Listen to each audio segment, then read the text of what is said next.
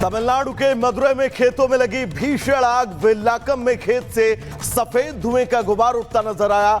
कई घंटे तक आग बुझाने में जुटी रही दमकल की कई टीमें। झांसी के बेतवा नदी में पुल से युवक ने लगाई छलांग। मौके पर पहुंची पुलिस ने गोताखोरों की मदद से युवक को नदी से निकाला बाहर। घर से नाराज होकर सुसाइड करने पहुंचा था युवक। उत्तर प्रदेश के बागपत में कांवड़ियों के दो गुटों में चाकूबाजी। हमले में एक कांवड़ी की मौत जबकि 4 लोग घायल। पुलिस मामले की जांच कर रही है। पूर्वी दिल्ली के न्यू अशोकनगर इलाके में बुजुर्ग की चाकू मारकर हत्या। बदमाशों ने घर में घुसकर बुजुर्ग की हत्या की। पुलिस मामले की छानबीन में जुटी। आगरा में महिला इंस्पेक्टर के साथ एक कमरे में धरा गया थाना प्रभारी। परिजनों ने दोनों को जमकर पीटा, वीडियो वायरल। मध्य प्रदेश के रीवा में बच्चों पर गिरी जर्जर दीवार। मलबे में रवे 5 बच्चे, 4 की मौत। स्कूल से लौट रहे थे बच्चे। रायबरेली में बेखौफ चोरों ने गाड़ियों के 2 बड़े शोरूमों को निशाना बनाया। शोरूम से लाखों रुपए की नकदी पर किया हाथ साफ। पूरी वारदात सीसीटीवी कैमरे में कैद। झांसी में एक युवक की दबंगई का वीडियो वायरल। एक हाथ में तमंचा और दूसरे हाथ में पत्थरबाजी का वीडियो वायरल। पीड़ित परिवार ने पुलिस में शिकायत कर कार्रवाई की मांग की। चंडीगढ़ कोर्ट परिसर में आईआरएस अफसर हरप्रीत सिंह की हत्या। ससुर पर गोली मारकर हत्या का आरोप। पंजाब पुलिस का निलंबित। एआईजी है हमलावर। पुलिस ने गिरफ्तार कर लिया है। शाहजहांपुर में कोचिंग से घर लौट रही छात्रा से मनचलों ने की छेड़छाड़ और अश्लील हरकतें। पिता ने 4 शोहदों के खिलाफ दर्ज कराई शिकायत। पुलिस ने चारों आरोपियों को गिरफ्तार किया। 5 सबसे बड़ी और अहम खबरों से करेंगे। और वो 5 खबरें हैं क्या, सबसे पहले आज हम आपको आपकी टीवी स्क्रीन पर दिखाएंगे। और इन्हीं 5 खबरों का आज पूरा दिन हम आपको जिक्र करेंगे। 5 खबरें। सबसे पहली खबर दिल्ली से, जहां पर आशा किरण केयर सेंटर को लेकर अब लगातार जो है वो दिल्ली सरकार सवालों के घेरे में फंसती जा रही है। दूसरी तस्वीर दरअसल बिहार में मुख्यमंत्री आवास को बम से उड़ाने की धमकी और उसके बाद अलकायदा के इस मेल को लेकर एफआईआर दर्ज करवा दी गई है। तीसरी खबर केरल के वायनाड से, जहां पर ऑपरेशन जिंदगी आज भी लगातार जारी है और कोशिश यही है मलबों से शायद ही कोई जिंदगी ऐसी जो अभी भी अपनी जान को लेकर संघर्ष कर रही है उसे बचाया जा सके। चौथी तस्वीर इजराइल और ईरान के बीच उस जंग की जिस जंग को लगातार अब तेज होते हुए देखा जा रहा है। 5वीं और सबसे बड़ी तस्वीर उत्तर प्रदेश में, एक तरफ जहां एक नाबालिग बच्ची के साथ गैंगरेप होता है, उसके आरोपियों की गिरफ्तारी होती है, तो अब लगातार इसको लेकर सियासत भी हो रही है। यानी कि वो 5 तस्वीरें हैं जिन तस्वीरों का आज हम पूरा दिन विस्तार से आपको जिक्र करेंगे, बताएंगे।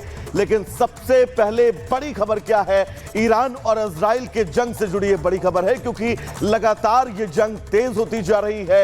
एक तरफ एक वक्त ये लग रहा था कि शायद ये जंग थम जाए, लेकिन ये जंग अब और तेज होती जा रही है।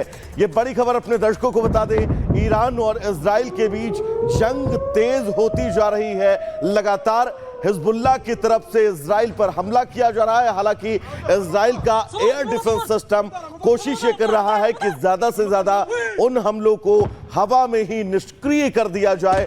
लेकिन ये तस्वीर भी हम आपको दिखा रहे हैं, हिजबुल्लाह लगातार इजराइल पर मिसाइल के जरिए अटैक करता हुआ नजर आ रहा है और निशाना बना रहा है इजराइल के उन तमाम रिहायशी इलाकों को, ताकि इजराइल को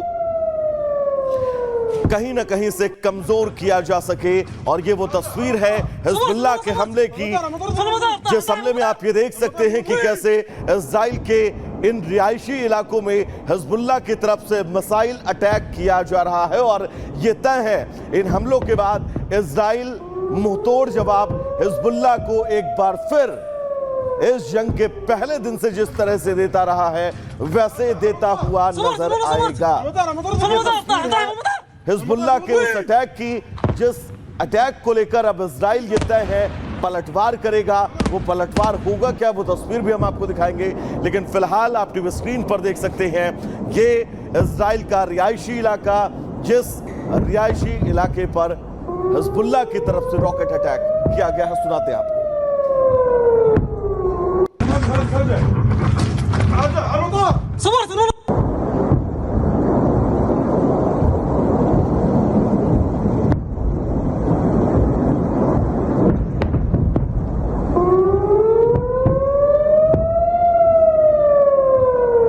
दहशत की आवाज आपने सुनी और ये आवाज हिजबुल्लाह के उस अटैक की है जिस अटैक ने इजराइल के इस रिहायशी इलाके को नुकसान पहुंचाया है। लेकिन सबसे अहम ये है कि अब ये तय है इजराइल इस हमले का पलटवार करेगा।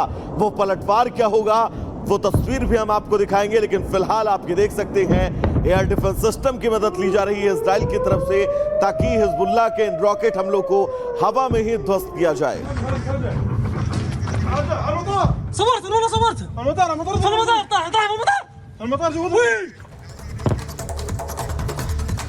तो इन तस्वीरों के बाद अब बात राम की नगरी अयोध्या की। दरअसल बीजेपी का डेलीगेशन आज गैंगरेप पीड़ित परिवार से मुलाकात करेगा। राज्यसभा सांसद बाबूराम निषाद की अगुवाई में प्रतिनिधिमंडल आज दोपहर अयोध्या पहुंचेगा और मुलाकात करेगा। ये मुलाकात क्या होगी और उस मुलाकात के मायने क्या हैं, इस रिपोर्ट के जरिए हम आपको समझाते हैं।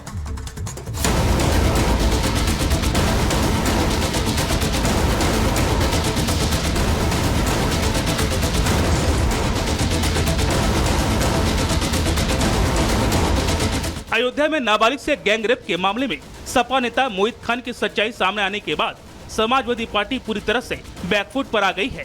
सपा नेताओं की हालत ऐसी है कि उन्हें ना तो कुछ बोलते बन रहा है और ना ही उनके पास सफाई देने के लिए कोई शब्द ही बचा है। खासकर फैजाबाद लोकसभा सीट जीतने के बाद फूलकर कुप्पा हुए सपा सांसद अवधेश प्रसाद तो जैसे सच से मुंह छिपाए बैठे हैं।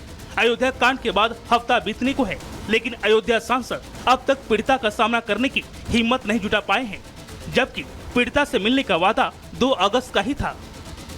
Already we have discussed yesterday why you are wasting your time wandering here and here. मैं कल फैजाबाद अयोध्या जा रहा हूँ। जी जानकारी लूंगा कल। अरे भाई लेट मी शो।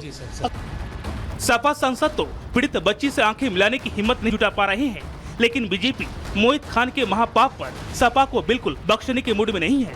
नाबालिग पीड़िता को इंसाफ दिलाने की मांग को बीजेपी नेताओं ने मुहिम बना लिया है। इसी कड़ी में आज बीजेपी नेताओं का प्रतिनिधिमंडल अयोध्या जा रहा है। राज्यसभा सांसद बाबूराम निषाद की अगुवाई में ये प्रतिनिधिमंडल आज दोपहर अयोध्या पहुंचेगा। फिर पीड़ित परिवार से मिलकर पूरे मामले की रिपोर्ट संगठन के शीर्ष नेतृत्व को सौंपेगा।